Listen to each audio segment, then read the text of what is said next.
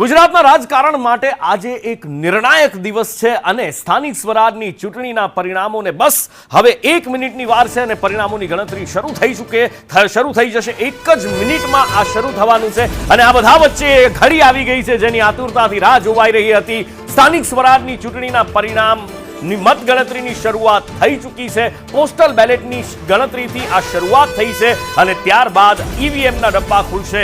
ઉમેદવારોના ભાવિ ઈવીએમમાં કેદ થયેલા છે અને જનતાએ કોના પર વિશ્વાસ ઢોળ્યો છે એ જોવા મળશે। 2015ની પરિસ્થિતિનું પુનરાવર્તન થશે, 2021ની પરિસ્થિતિ ફરી એકવાર જોવા મળશે કે કોઈ નવું જ ચિત્ર ગુજરાતની અંદર જોવા મળશે એ આ વખતે ખાસ જોવાનું છે। આમ આદમી પાર્ટી ગઈ વખતે સુરત અને એની સાથે કેટલીક જગ્યાએ એ પોતાનો પગ જમાવી ચૂકી હતી પણ એની સાથે એ પછી આમ આદમી પાર્ટી તૂટી પણ હતી। આ વખતે શું કરી શકે છે એ જોવાનું છે। ભારતીય જનતા પાર્ટી પોતાનો ગઢ સાચવી શકે છે કે કેમ અને કોંગ્રેસ દાવો કરે છે કે ફિનિક્સની જેમ ફરી બેઠી થશે।